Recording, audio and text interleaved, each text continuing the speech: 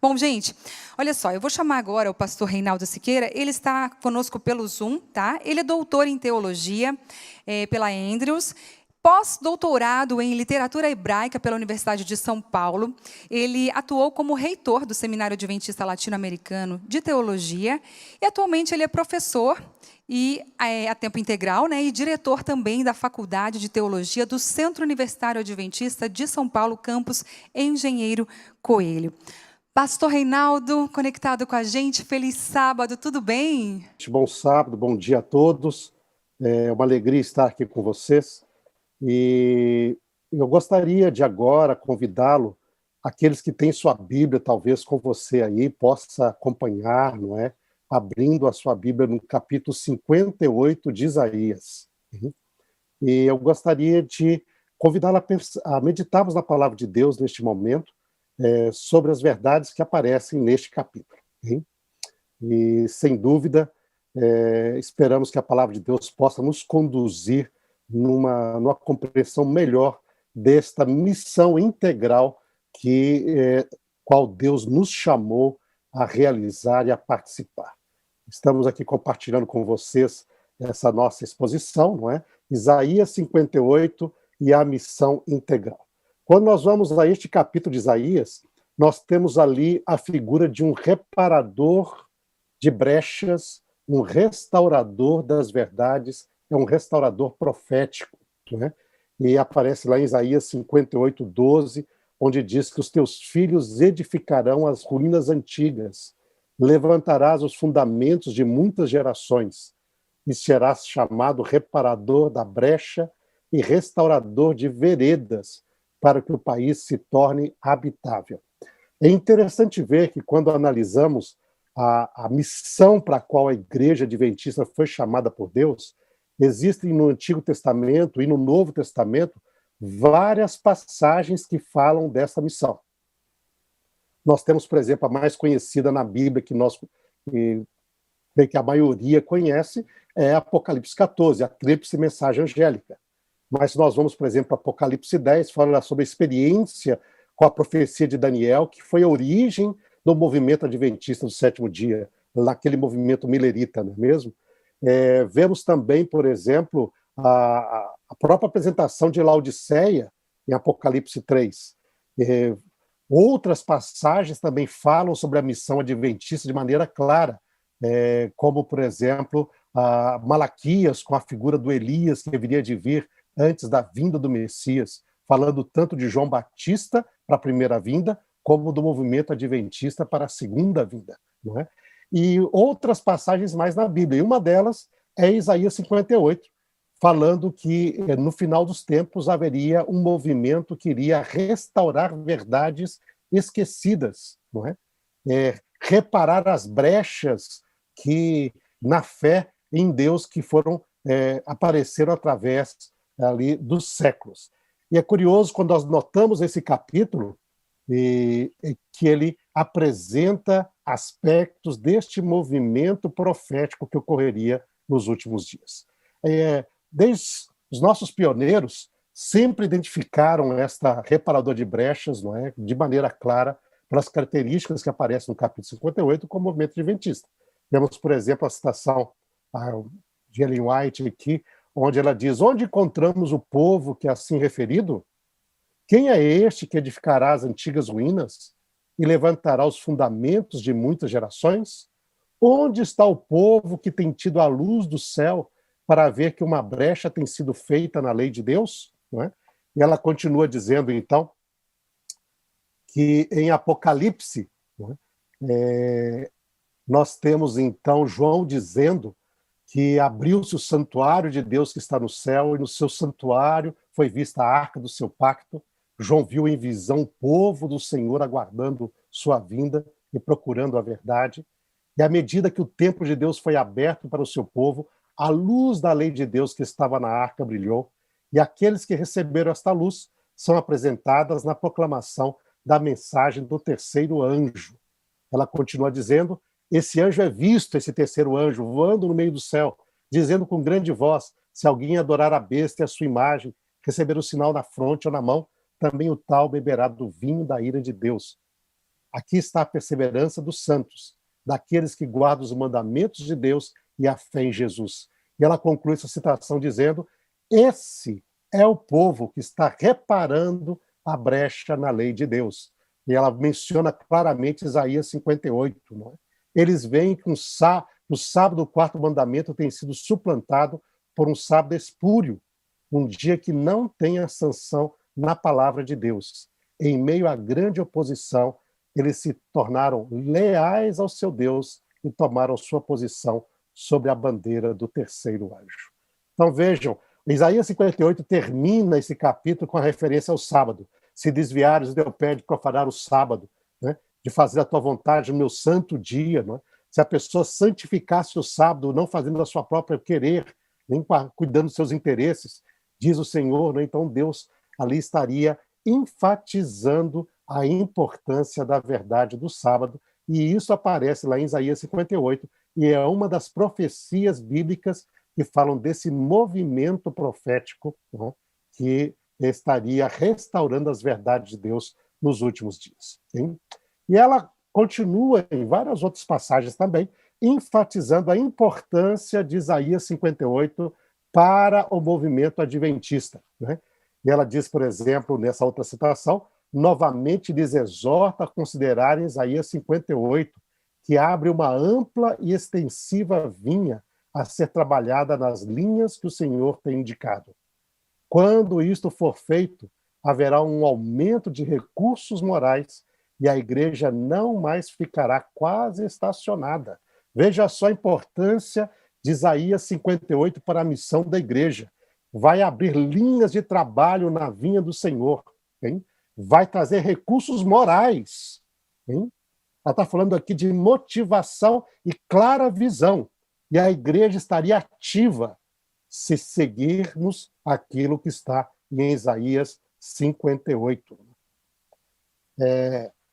Na carta de 76, 1902, ela diz: meus irmãos, vocês necessitam estudar mais cuidadosamente o capítulo 58 de Isaías. Esse capítulo demarca o único caminho que podemos seguir com segurança. Então veja essa exortação, e é isso que eu gostaria de convidar você nesta manhã, a este estudo dos aspectos característicos desse capítulo e como ele nos fala dessa missão integral da Igreja Adventista do Sétimo Dia. Hein? Vamos para o estudo, então. Primeira parte eu gostaria de tratar aqui, o primeiro aspecto deste capítulo é a ênfase que ele tem no jejum. Hein? Aí diz, se nós vamos ao capítulo, os versos 3 a 5, nos diz lá: por que temos nós jejuado, dizem ele, e tu não atentas para isto? Eis que para contendas, disse Deus ao povo da época, né? E rixas jejuais, e para ferides com um punho iníquo. Seria esse o jejum que eu escolhi? O dia que o homem aflige a sua alma?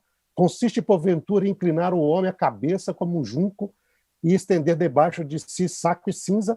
Chamarias tu a isto jejum e dia aceitável ao Senhor? Então, o capítulo começa com uma grande ênfase no jejum. Que jejum seria este?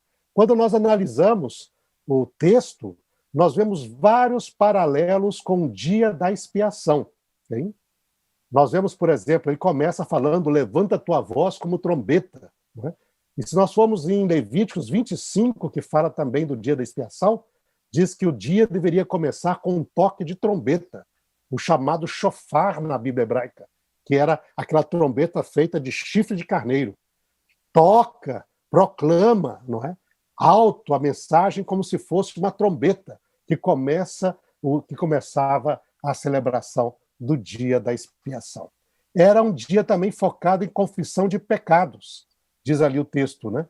Falando sobre os pecados logo no verso 1. Né? E também tinha aflição de alma, devia afligir a alma. Em Levíticos 16 aparece aí, não é? Claramente que era o dia da expiação, um dia para afligir a alma. Hein? Devia cessar o trabalho, e o pessoal na época não estava fazendo isso. Né? Então, é um dia para se cessar o trabalho, não cuidar dos seus interesses. Não é? Também, o dia da expiação. E era o dia de libertação dos oprimidos.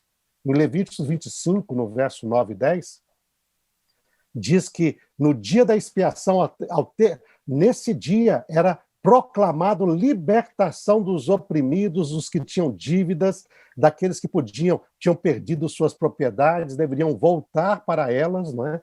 Era no dia da expiação que se proclamava o jubileu de libertação do Senhor. Okay?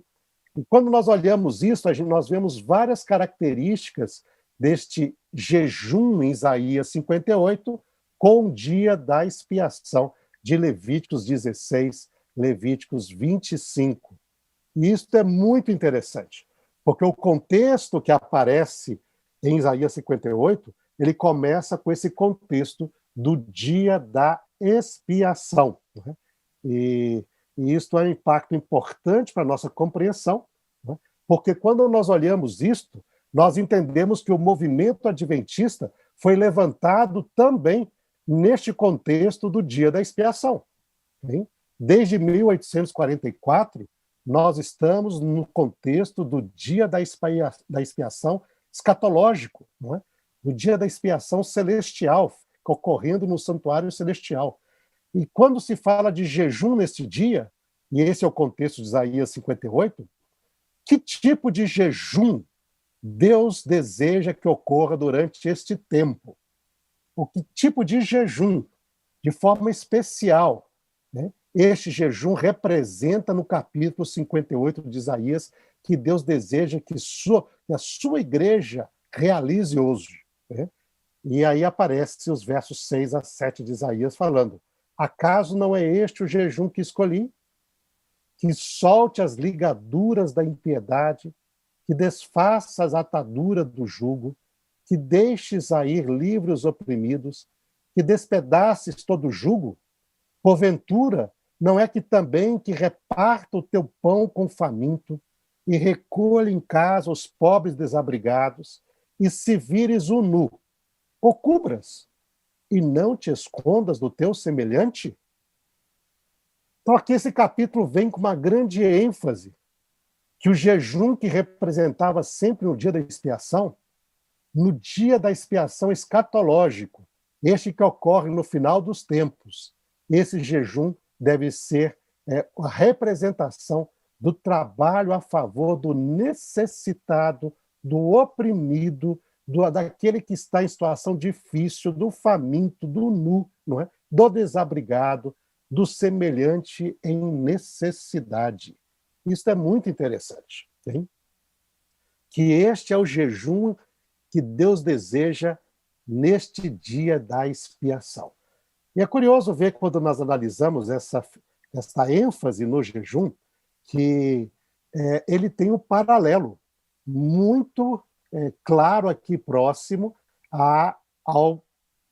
com a ênfase que Jesus dá no juízo divino que aparece lá em Mateus capítulo 25, versos 31 a 46.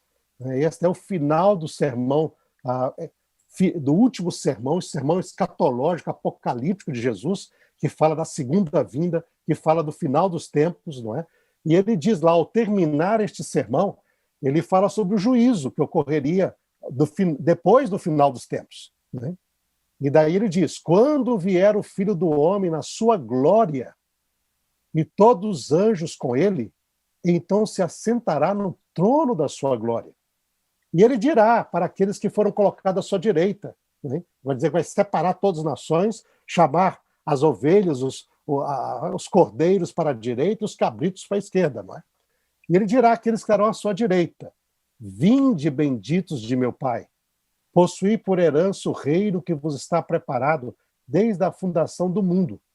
E a razão que ele vai dar para este convite destes que são chamados de benditos de meu Pai é: porque tive fome e me destes de comer, tive sede e me destes de beber, estava nu e me vestistes, né?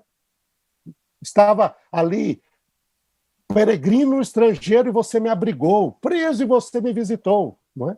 Nós conhecemos bem essas palavras de Jesus. E daí diz que os justos vão lhe perguntar: Senhor, quando te vimos com fome? Quando te demos de comer? quando te vimos com sede e te demos de beber, quando o Senhor estava nu e nós te vestimos, estrangeiro, ali nós te recebemos, preso e fomos te visitar. E a resposta do rei será: em verdade vos digo que sempre que o fizeste a um destes meus irmãos, mesmo dos mais pequeninos, a mim o fizestes. Né? Então nós vemos a importância que Deus dá para este tipo de jejum, que é atender a necessidade do pobre, do meu semelhante, daquele que está nu, daquele que está perdido, aquele que está preso, aquele que está sozinho. Né? Esta é a grande ênfase aos olhos de Deus. E vemos que isto, quando analisamos o livro de Isaías, ela tem um aspecto interessante no foco desta mensagem de Isaías. Isso aparece pelo estudo do segundo aspecto, a estrutura.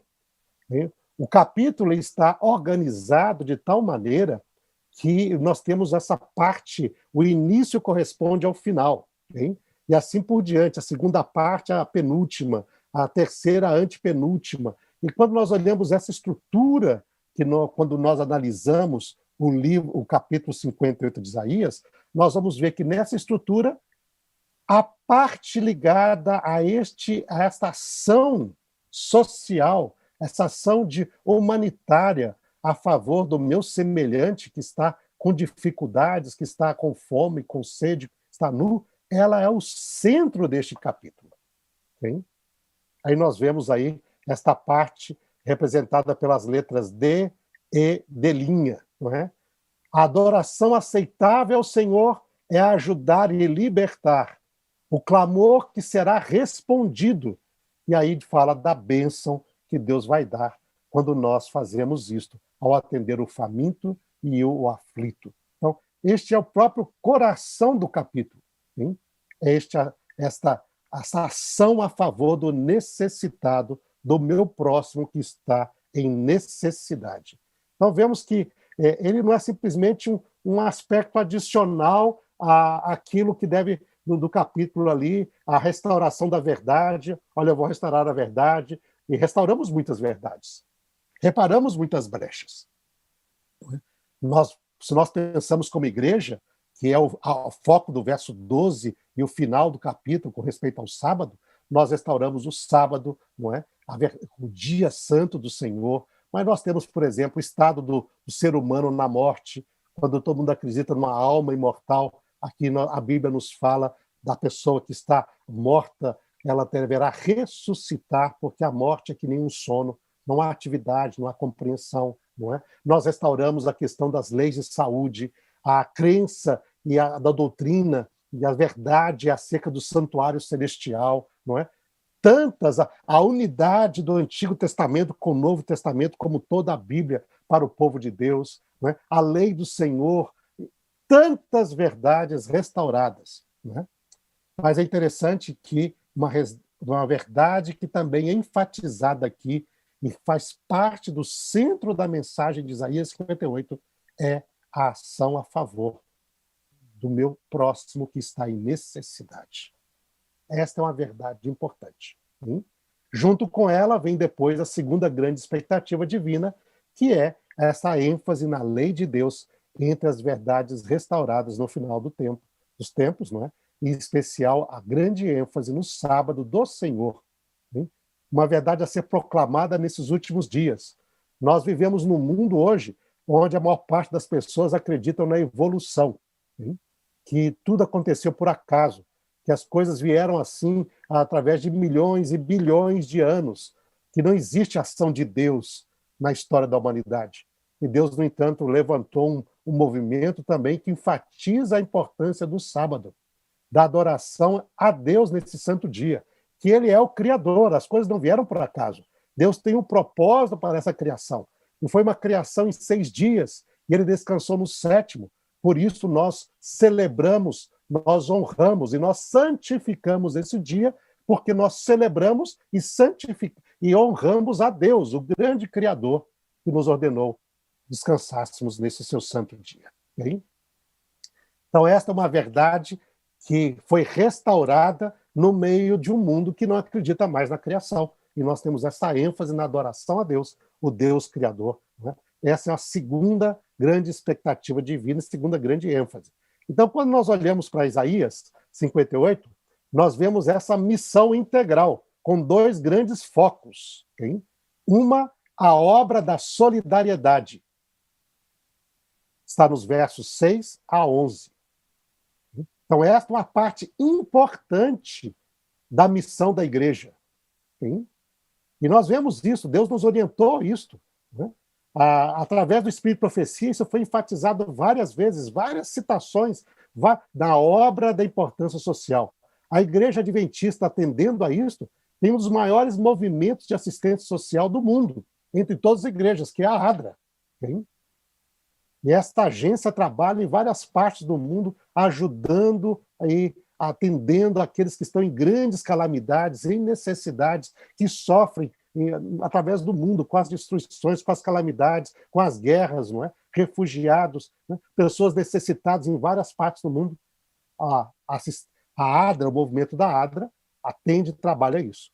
Mas não só existe uma agência mundial, mas cada igreja está enfatizada a ter assistência social através da nossa ASA e através dessa assistência social adventista, que em cada igreja existe, com uma liderança, com atendimento. Não é? E nesse momento de pandemia, vimos ali como ano passado, isso foi tão importante para atender pessoas na nossa comunidade, ao nosso redor, que estiveram em tão grande necessidade, né, num contexto de doença, perdendo emprego, não tendo acesso a recursos, e podemos, assim, ajudar tantas pessoas. Né? Então, este é um aspecto importante. Hein? E a outra parte também a obra de restauração das verdades esquecidas, que é esse reparador de brecha, levantando o muro da verdade novamente, para que Deus possa, através disso, comunicar sua vontade à humanidade. Mas, ao estudar esses dois aspectos, eu vejo que algo interessante que me impactou, eu gostaria de compartilhar com vocês, né? Que neste primeiro aspecto, o aspecto da nossa missão social, não é suficiente simplesmente nós participarmos e contribuirmos para a ASA na igreja, ajudando, não é? E para a ADRA no seu movimento mundial, e nem mesmo somente estender ao nosso familiares e amigos próximos que estão em necessidade. Isso é algo que me impactou muito ao ler o escrito de Ellen White. Ela fala assim, é importante, nós temos de fazer isso. Aos nossos pais, nossos familiares que estão em necessidade, devemos assisti-los. A nossos amigos próximos que estão em necessidade, devemos assisti-los, mas Deus espera mais do que isso. Veja só essa citação nesse manuscrito 145 de 1889. Não é? Diz assim, a causa de Deus engloba todo santo necessitado e sofredor. Nós não devemos egoisticamente descartar uns poucos parentes e amigos e ajudá-los deixando o nosso trabalho de solidariedade termine aí. Deixando que o nosso trabalho de solidariedade termine aí. Qualquer necessitado que venha ao nosso conhecimento deve ser ajudado, mas principalmente aqueles que estão sofrendo por causa da verdade. Se negligenciarmos este trabalho, Deus nos pedirá conta. Mateus 25. Né? Deus nos pedirá conta. Isso é uma verdade fundamental. Não seguiríamos como povo que pratica a justiça, a lei de Deus, as condições estabelecidas por Deus a ser praticantes de sua palavra? Ou seja, a missão social é algo que tem de ser vivido individualmente, como igreja, através da assistência social, né? Mas individualmente na minha atuação e relação com as pessoas e com os necessitados ao redor de mim, né? E como igreja mundial através da ADRA. Então, vai desde o nível individual, do nível pessoal, com familiares e amigos, mas não só com eles, também com todo necessitado que nos chegar ao conhecimento. Né? E devemos ser ativos nesse aspecto pessoal, né? E depois ao nível de igreja, comunidade local e ao nível mundial, como nós bem conhecemos também. Então, isto é o primeiro aspecto da nossa missão integral. Hein? Estender a mão ao necessitado e ajudá-los nas suas necessidades. Né? E depois nós temos o aspecto da restauração da verdade profética, não é? Ela diz lá que é este povo que está reparando a brecha na lei de Deus. Eles veem que o sábado, o quarto mandamento, tem sido suplantado por um sábado espúrio, um dia que não tem a sanção na palavra de Deus, em meio à grande oposição. Eles se tornam leais ao seu Deus e tomaram suas posições sobre a bandeira do terceiro anjo. Então Deus espera da igreja adventista, e Deus levantou esse movimento adventista do sétimo dia com essas duas grandes ênfases. Essa é a nossa missão integral. E ele espera isso de maneira muito profunda. Hein? Devemos estender a mão ao necessitado. Devemos reparar as brechas no muro da verdade de Deus. Né? Estes dois aspectos devem ir juntos. Não um mais do que o outro, mas os dois juntos, para que a nossa missão possa ser integral e possa cumprir aquilo que Deus espera da nossa igreja e de cada um de nós como seus filhos e suas filhas. Né? É interessante ver, e aqui vamos chegando, portanto, ao final desse nosso estudo de Isaías 58, que o quarto aspecto que podemos analisar neste capítulo são as promessas. Se formos fiéis na missão da solidariedade, o que Deus promete ao seu povo? Existem promessas. O livro, o capítulo de Isaías, termina com essas promessas, com a ênfase dessas promessas. Okay? Ele diz, se somos fiéis a esta atitude de amor, de serviço ao nosso próximo necessitado, diz então romperá a tua luz como a alva, e a tua cura apressadamente brotará, e a tua justiça irá diante de ti, e a glória do Senhor será a tua retaguarda.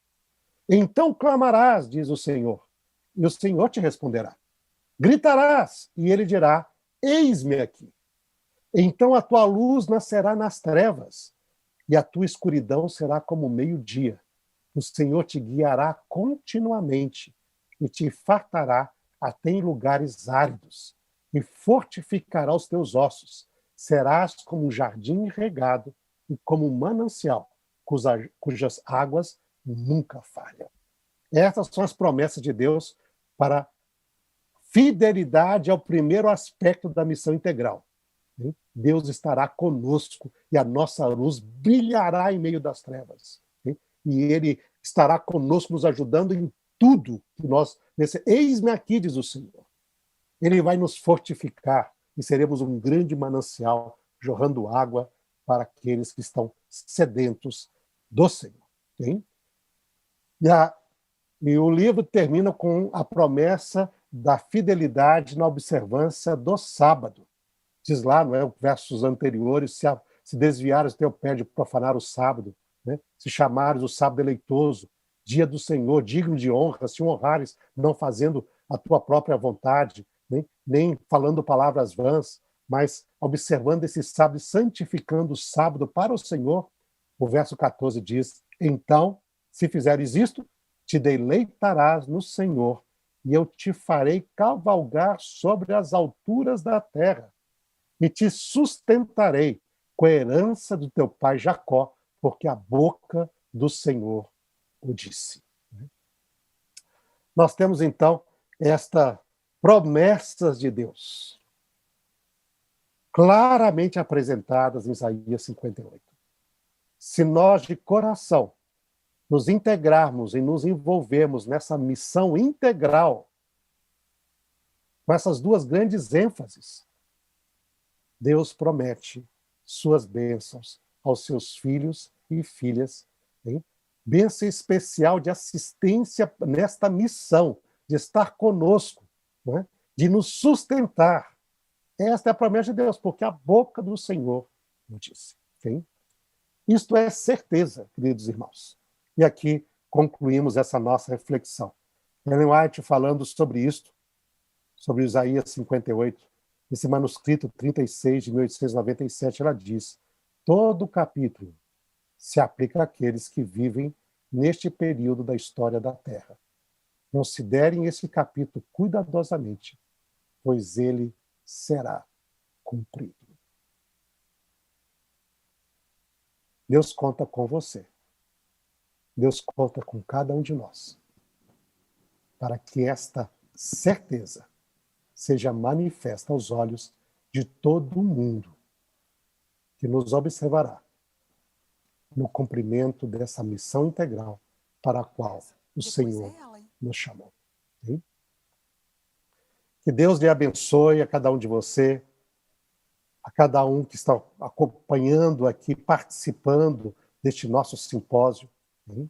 Deus te chamou para essa missão integral. E Ele te estará ao seu lado, cumprindo as suas promessas, como escrito na palavra do Senhor. Sim? Gostaria agora, então, para encerrar, como foi dito, convidá-lo para uma oração a favor das pessoas que estão doentes, das pessoas que estão ali no leito do hospital, seja pela pandemia, seja por qualquer outra circunstância. E sabe quanto essa pessoa sofre e quantos familiares deles também sofrem, as pessoas que o conhecem. Queremos colocar essas pessoas nas mãos do nosso bondoso Deus. Vamos orar, então? Curvemos a nossa fronte. Ó nosso bondoso Pai que estás nos céus, nós ouvimos, Senhor, a Tua palavra e a Tua voz a nos falar em Isaías 58. É para essa missão, Senhor, que Tu nos chamastes. E para esta missão integral, estamos aqui e respondemos como Isaías: eis-nos aqui, Senhor, envia cada um de nós. Queremos cumprir essa missão. Queremos estender a mão ao necessitado. Queremos, Senhor, representar a Tua verdade, a verdade da Tua palavra, a todo mundo. Verdades esquecidas que as pessoas precisam conhecer para a sua própria felicidade e para a salvação de cada uma delas. Mas, Senhor, ao avançarmos neste simpósio, que irá trabalhar e tocar esses pontos de maneira tão detalhadas e específicas, ó Pai, nós queremos, de uma forma muito especial, pedir a Tua bênção, pedir, Senhor, a Tua atuação, que Tu estendas a Tua mão curadora sobre as pessoas que hoje sofrem com alguma doença, que estão no leito ali, no hospital, ou estão em casa sofrendo com doença. Né? Bondoso Pai, queremos colocar cada uma delas nas Tuas mãos. Sabemos a Tua atitude para com elas, Senhor. O Senhor Jesus deixou isso muito claro quando aqui esteve. Quando Tu te preocupas com cada uma delas, como Tu, Senhor, está ali ao lado delas, ajudando em cada circunstância, fortificando, abençoando e ajudando, Senhor, os familiares também. Senhor Santo, queremos colocar essas pessoas nas Tuas mãos e colocar os seus queridos familiares também nas Tuas mãos. Sendo para a Tua glória, Senhor, que Tu possa restabelecer a estas pessoas. Se, no entanto, Senhor, decidiste que é o momento que elas possam descansar, que Tu possas dar o Teu alento, o Teu conforto ao coração daqueles que estão sofrendo com doença e com os familiares que poderão perder um ente querido, Senhor.